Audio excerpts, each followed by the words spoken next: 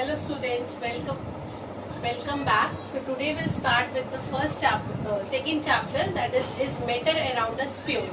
In the first chapter we have seen the matter in our surroundings, that around us, that what are the different types of states of matter that present around us. Now you know everything about matter. So we'll see that matter which is surrounding us, which is present in the atmosphere, or is that pure or not. Okay, so let's understand the meaning of pure first.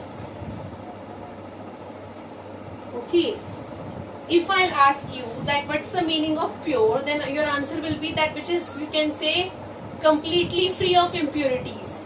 Fine, if we want like anything like pure milk, pure butter, so what's the meaning of that? It means it's free of impurities, pure pulses and all. Fine, so it means it's free of impurities. But according to chemist, pure is not meaning that it's you can say it contains impurities. The meaning is different because we are considering the purity of matter. Is matter is pure or not?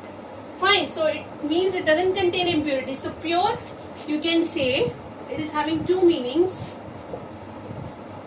In layman's language, it means what? Free of or free from impurities.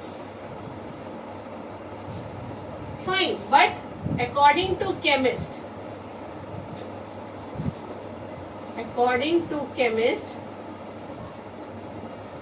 it means that substance consists of only one kind of matter. Okay, like if it's a solid, it has to be solid. If it is liquid, it has to be liquid. Any other substance should not get mixed in that. Fine, so it consists of only one kind of matter. Now, what's the meaning of this? Like, for example, if I'll say that we are having sodium element. Fine, sodium element we are having. So it consists of only atoms of sodium, no other atom of any other element. So it's a pure substance, consists of only one kind of atom, that is of sodium only. So you can say substance is consists of only one kind of matter, okay, or one kind of element having the same chemical properties. Let's see. So I think the meaning of pure is clear according to chemists, because what we want this definition. A substance consists of only one kind of matter. So let's modify this.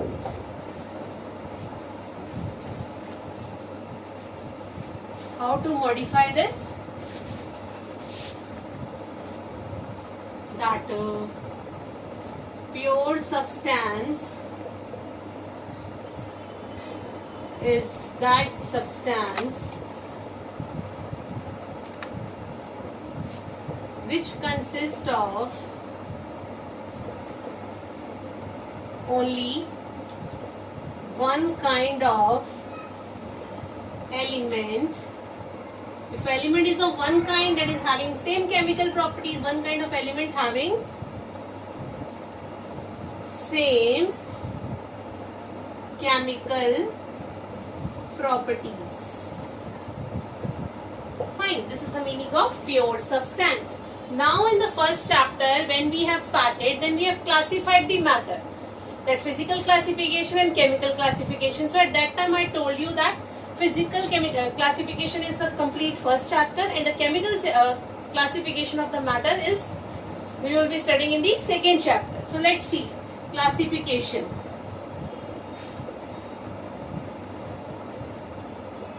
Of matter based on its chemical composition. So it's broadly classified into two types. One is pure substance and one is mixture. Pure substance, it consists of again two types. One is element, one is compound. Mixture is not pure substance, as we are mixing two or more different substances, so their atoms will also be different. Mixture is of three types. We'll discuss in detail later on. One is it's of two types, not three types. One is homogeneous mixture. One is heterogeneous. So let's see in detail the pure substances. Okay, so let's start.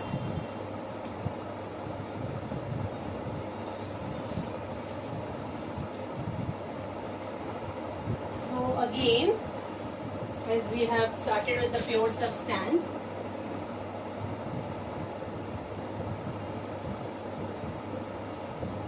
we are saying it's of two types: element, then compound. Again we can classify this. Element again can be classified as metals. You know what are metals, then non-metals, then metalloids. Fine. Then compounds of two types: inorganic and then organic. This is based on their nature. Organic, obtained from plants and animals. Organic origin. Plants and animals. And this is obtained from rocks and minerals. Rocks and minerals. Fine. Now let's talk about the element and then we'll talk about compound. So what are the different elements? Let's see what are elements. So elements are defined as the pure substance which consists of only one kind of atom. This is the definition of element. All of you know elements. How many elements are present in the periodic table? More than 114 are there. Okay. So it is defined as the pure substance which consists of only one kind of matter, one kind of atom, Like example, we have discussed sodium, let's say copper. Copper, we know that metals, they are solid in nature. Copper is an element also, we know. So this is the arrangement. These are the atoms of the element. So these are the elements. These are all are the atoms of copper. So this is copper. This is copper. This is of copper. All are copper. Suppose if any particular atom is of different element, then it's not a pure substance. It will be a mixture in that case. Fine. So here all the elements are of copper only. So this is the meaning of the pure substance. It all consists of copper atom only. No other atom of the element can come here. That will be impure one, then it lead to the mixture. Clear? So this is about the element. Now let's see its properties.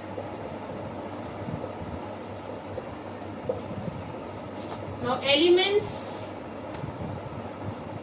they cannot be separated.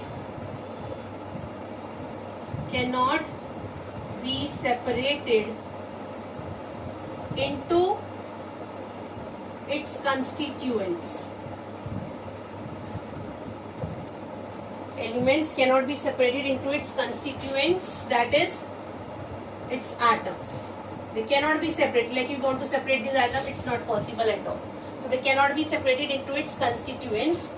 Fine. Then we can say that elements of same element is having same kind of atom. Same element consists of same kind of atom. Then it's a pure substance.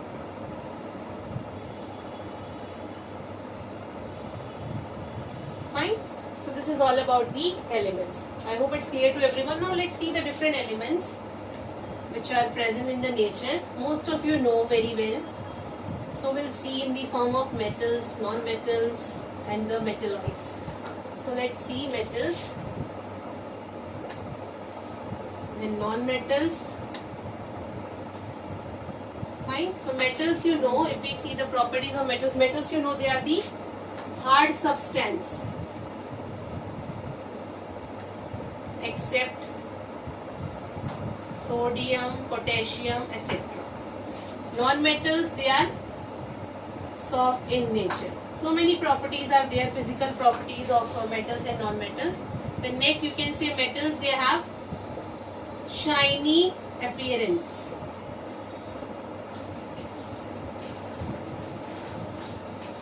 They have dull appearance. They are generally solid in nature except mercury, which is liquid in nature. They all are, they can be available in solid, sorry not solid, liquid and gases except iodine, which is solid, and bromine, which is a liquid non-metal. This is a liquid, but it's a non-metal. So these are few properties, and other properties are also there. You just recall. Fine. What are the other properties of metals? Let's see the other properties.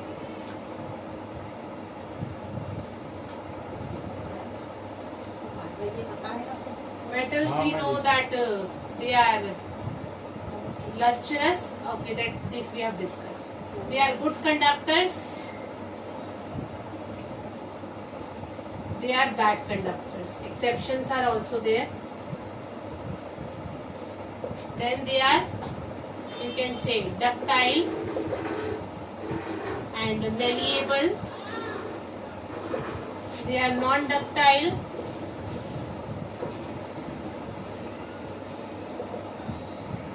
and non-malleable. You know what is ductility? Property that can be drawn into wires. Malleable sheets.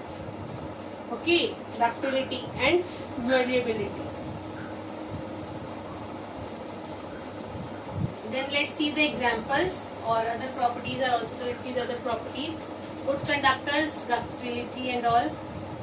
Then yes, metals, they are sonorous.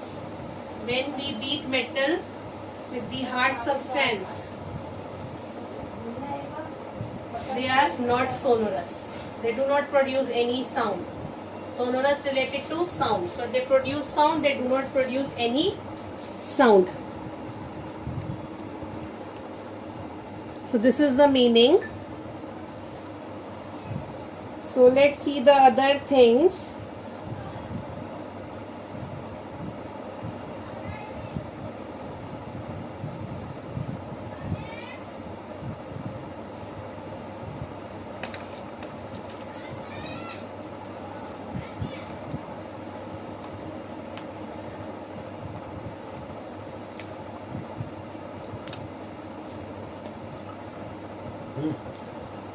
Okay, so let's see the different examples of metals and non-metals. So many are there in number.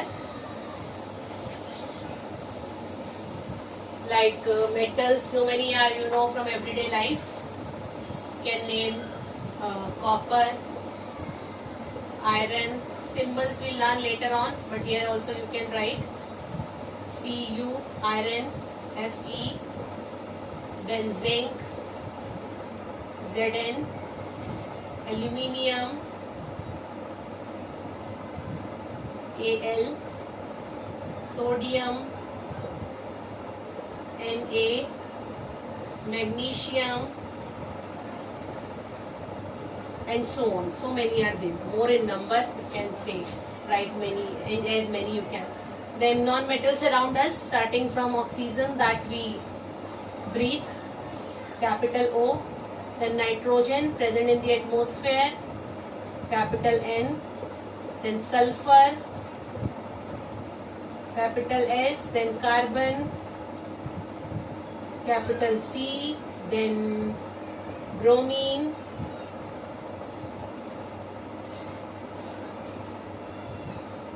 then fluorine, capital F. So all these are the examples.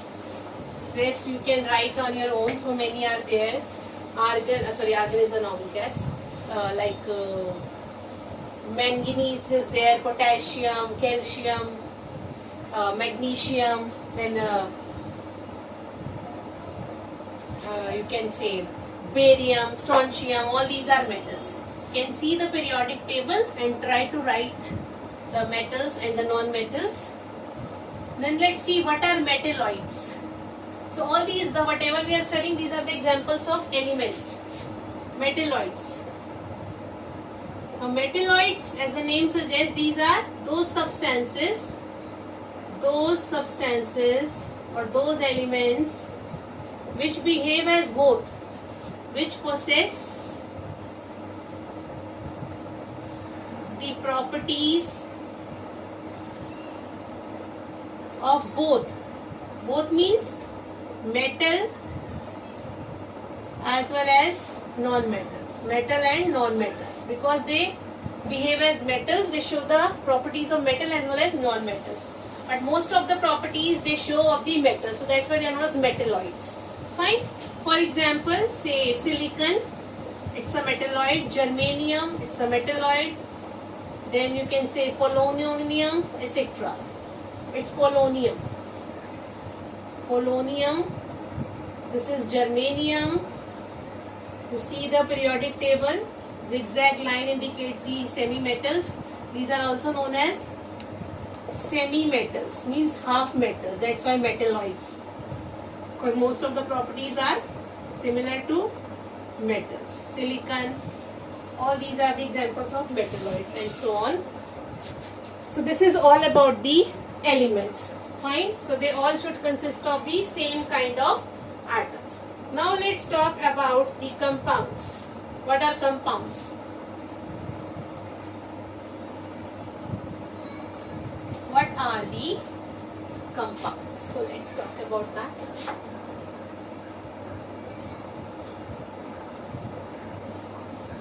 So compounds, they are made up of, they are also the pure substance. They are made up of more than one element. Okay, more than one element, but in fixed composition by its mass. Now you will be thinking that it consists of more than one element. If elements are different, then their atoms will also be different. But why this is a pure substance then? Now why this is pure here? Because the compounds, they are made up of more than one element, but in a fixed proportion by its mass, in a fixed composition. The way the elements are mixing, their ratio is fixed. That's why it is pure. I'll tell you what's the meaning of this fixed composition. This third mass we are talking about, its atomic mass. You will be learning in the third chapter, next chapter, what is the mass there. So masses of the elements in which they react to form the compound, that you can say that is fixed. So we know that atom is there. Okay, when atoms combine together, they give rise to what? Molecule. When molecule combine together, they give rise to compound. So that's why I've written more than one element, or you can say formed by the combination of molecule and an atom. Like you know that cell is a building block of life. Similarly, atom is a building block of matter.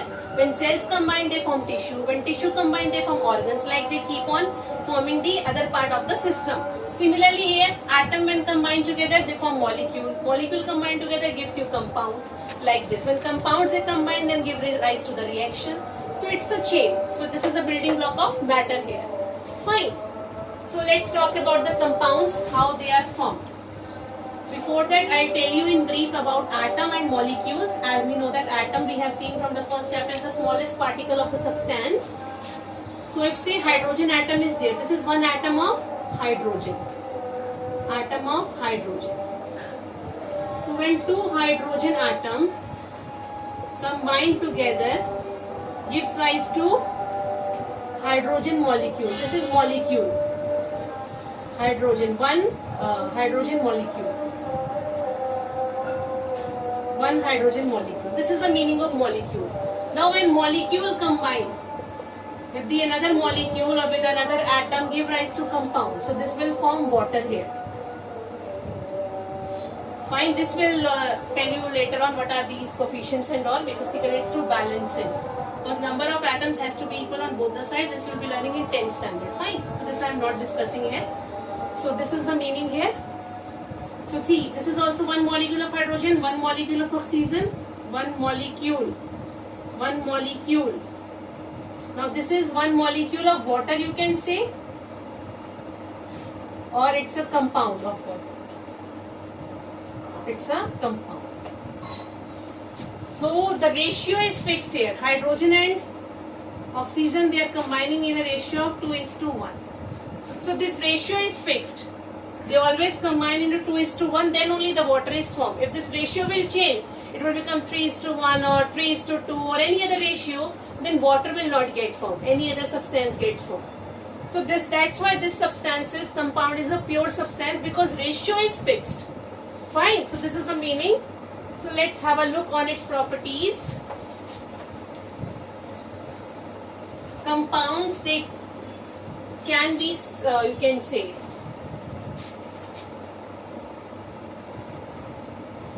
compounds cannot be separated into its constituent elements. Fine. Examples, so many examples you can say: calcium oxide, calcium carbonate, magnesium chloride, water, ammonia, and so on. So this is calcium oxide, calcium carbonate,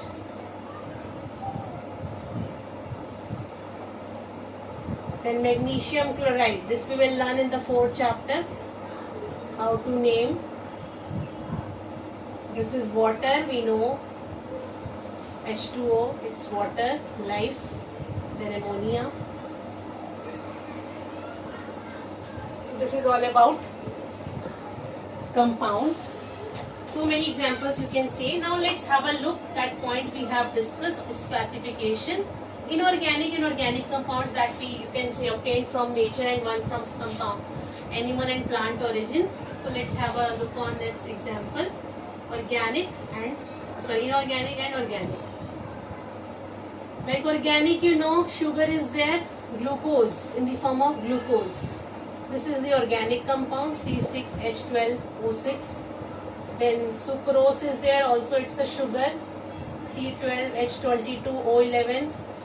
Then proteins are there, fats are there, all these are organic compounds. Then inorganic, NaCl, sodium chloride, it's a sodium chloride. And the way we have written so many compounds: magnesium chloride, calcium carbonate, aluminium oxide, all these are inorganic. Fine, and these are organic. So this is the difference between the two. So today we have covered what is pure substance and the parts of it, what is element, what is metal, non-metal and all, then what's the meaning of compound and all. So this is all about elements and all. Fine. So I hope it's clear to everyone. Now you can say explore other examples, just find out what is present in our day-to-day environment. So you can relate this topic. It's very interesting. Try to relate with everyday life. Fine. So till then, thank you and have a nice day.